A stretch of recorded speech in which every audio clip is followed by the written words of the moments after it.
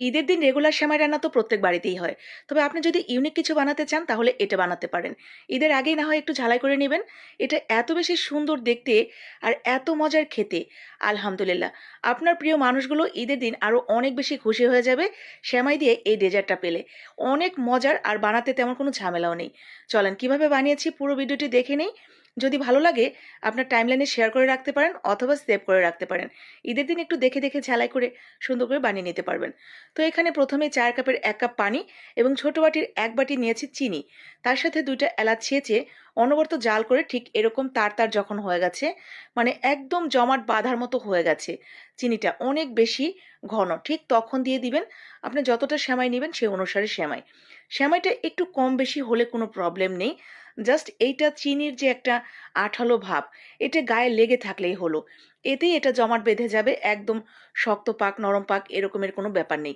ঠিক এরকম গা মাখা যখন হয়ে যাবে তখনই নামিয়ে নেবেন।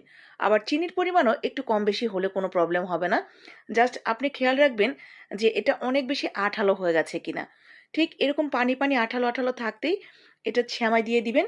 এরপর মিশিয়ে নিয়ে সাথে সাথে এই কাজটা করবেন।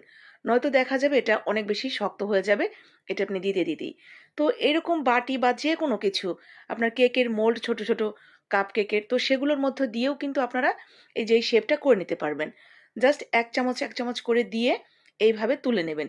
বাটির নিচে রান্নার তেল অথবা একটু ঘি মেখে নেবেন। এতে করে খুব সহজেই উঠে আসবে। তো দেখবেন এটা দিতে দিতেই শক্ত হয়ে গেছে, এরপর সবগুলো তুলে নেবেন। তো আমার হয়ে গেছে। এখন যেই কড়াইটাতে আমি সেমাইটা করেছিলাম সেটা না ধুয়েই ওইখানে ১ কাপ পরিমাণ গরুর দুধ দিয়ে দিয়েছি। আগে থেকে একটু জাল করে ঘন করে নেবেন। এরপরে এখানে আমি বড় চামচের ৩ চামচ দিয়েছি গুঁড়া দুধ। গুঁড়া দুধটা একটু বেশি করে দিবেন, খেতে ভালো লাগবে। এরপরে সামান্য একটু ওই লাচ্ছা সেমাই আমি এখানে এড করে দিয়েছি। লাচ্ছা সেমাইটা দিলে এটা দেখতেও যেমন সুন্দর লাগে, আবার খেতেও ভালো লাগে। তো সামান্য একটু লাচ্ছা সেমাই দিয়ে দেখেন আমি একটা ঘন ক্রিমের মতো তৈরি করে নিয়েছি। এইখানে যদি কেউ চান আপনারা ড্রাই ফ্রুটস এড করতে পারেন। তবে আমি এখানে দিচ্ছি না। আমার কাছে এটা এভাবেই খেতে ভালো লাগে। তো এই যে দেখেন সবটা বানানো হয়ে যাওয়ার পর ওই যে আমরা প্রথমেই যে বাটিগুলো তৈরি করে রাখলাম সেই বাটির মধ্যে দিয়ে দিব। এরপর ওপর থেকে আপনি আপনার পছন্দ মতো সুন্দর করে সাজিয়ে গুজিয়ে এটা পরিবেশন করবেন।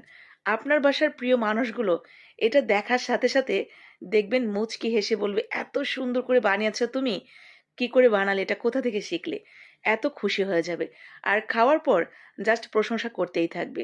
ঈদের দিনের খুশিকে আরো খুশি করে নিতে, আনন্দটাকে আরো বানিয়ে নিতে পারেন সেমাই দিয়ে এই চমৎকার ডেজার্টটি।